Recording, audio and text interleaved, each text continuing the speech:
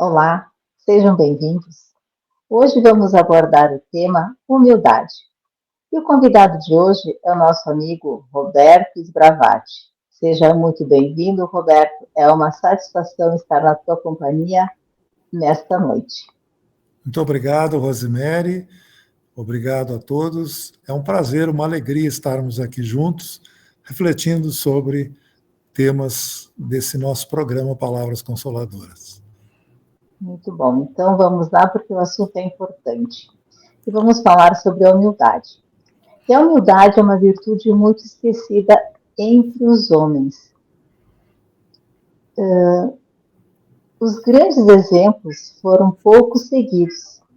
Jesus sempre colocou a humildade dentre as virtudes que nos aproximam de Deus e um ato de obediência à sua vontade. Isso está lá no Evangelho segundo o Espiritismo, no capítulo 7. Assim sendo, Roberto, devemos nos esforçar para construir esta virtude em nós? Olha, Rosemary, com certeza, é um processo, porque humildade vem da palavra humus, solo, terra fértil, e, portanto, devemos ser férteis no propósito que temos como espíritos.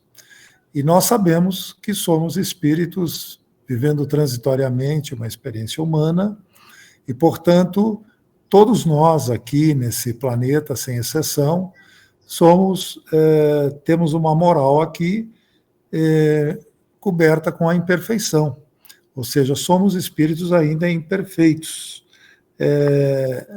Ninguém, portanto, nesse processo é melhor do que o outro.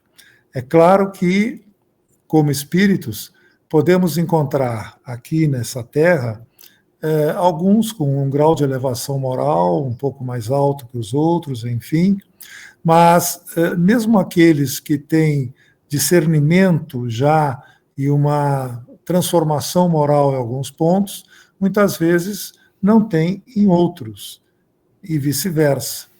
O fato é que quando nós olhamos, portanto, o planeta como sendo desses espíritos imperfeitos que estão procurando evoluir, nós temos que buscar em nós essa terra fértil que vai semear, portanto, vai fazer florescer a perfeição. E essa perfeição, ela é buscada no dia a dia. Se vamos conseguir, evidente que numa reencarnação, não.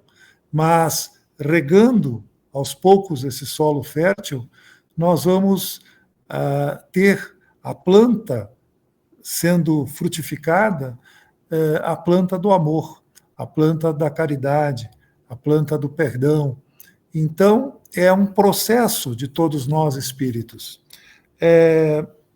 Quando nós falamos de humildade, o dicionário nos aponta alguém modesto, simples, né? Mas no sentido espiritual, como Jesus colocava, é aquele que se faz um com todos, que sabe que não é superior a ninguém. E que se contrapõe a isso? Se contrapõe exatamente às duas chagas da humanidade, como instruem os espíritos, que é o orgulho e a vaidade. Para um espírito orgulhoso ou vaidoso, que não contempla o seu irmão como um igual no processo evolutivo.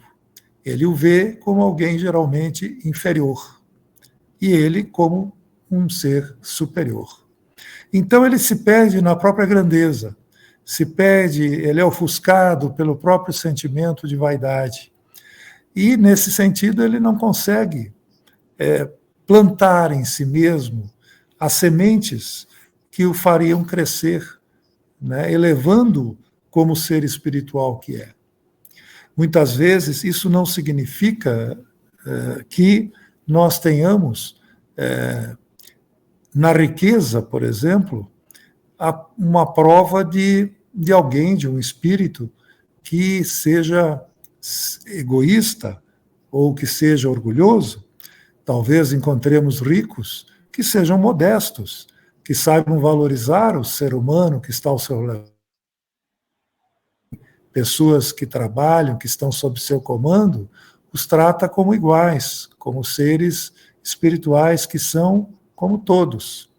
Como também podemos encontrar pobres que, ao contrário, pessoas sem recursos, que muitas vezes se ofendem por qualquer coisa, que se acham melhores que os demais. Enfim, não é a condição social, econômica, que vai diferenciar a humildade, que vai estabelecer o que é a humildade. É a prática do espírito no seu dia a dia. É aquele movimento do espírito no seu dia a dia. E, portanto, quando tu me perguntas se é uma virtude que deve ser cultivada, sim, porque a humildade é uma construção que a gente faz através das nossas ações no dia a dia. E é uma construção complexa, porque nós, como espíritos imperfeitos, temos as nossas dificuldades, as nossas limitações. Muitas vezes não sabemos reconhecer de fato que somos orgulhosos, vaidosos, egoístas. E por isso, neste processo, é necessária a autoobservação. É necessário que nós tenhamos um olhar diferente para nós mesmos.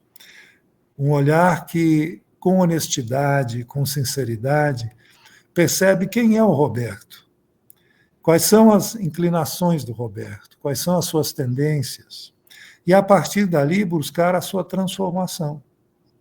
Isso é ser humilde, é olhar e reconhecer que eu estou num processo transformador contínuo, até o meu desencarne. E certamente prosseguirá também no orbe, né? Ou seja, nós estamos evoluindo sempre. Mas, para isso, retornando, eu preciso me olhar.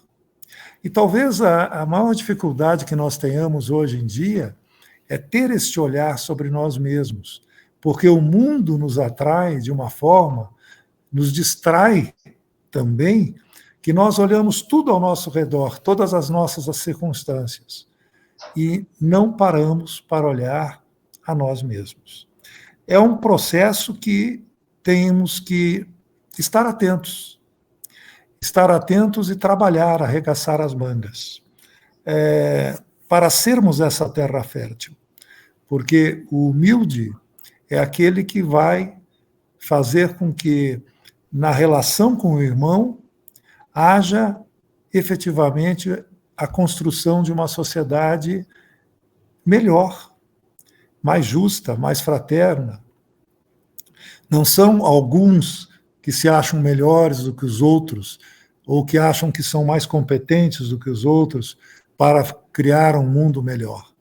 Não, é através da humildade, desse plantar contínuo, que nós vamos colher os frutos da justiça, do amor, da caridade. Então, é um processo transformador. E ele deve ser realizado, né, quando acordamos, quando nos levantamos, na família, no ambiente de trabalho, com os amigos, com aqueles que encontramos, porque com a consciência de que estamos todos no mesmo barco. Quando olhamos o erro do outro, reconhecer o erro, mas não julgar quem erra, ter discernimento sobre o erro, mas não apedrejar aquele que o comete, ter o entendimento de que somos espíritos em transformação contínua. A humildade, portanto, é uma obra-prima que deve ser construída em nós.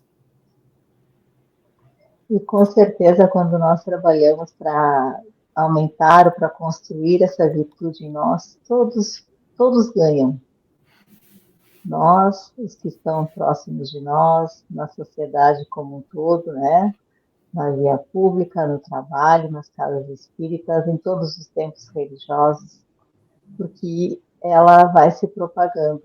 E que bom que nós trazemos esse tipo de conhecimento para que nós possamos nos questionar, nos munirmos de conhecimento para exercitar e construir essa humildade. Quero te agradecer, Roberto, a tua contribuição neste programa. E assim como nos diz Emmanuel, quem retrata em si os louros desta virtude, quase desconhecida, aceita sem constrangimento a obrigação de trabalhar e servir a benefício de todos. Isso está lá no Pensamento e Vida, capítulo 27. Perdão, 24. Foi um privilégio ter estado com vocês. Até o próximo domingo com o programa Palavras Consoladoras.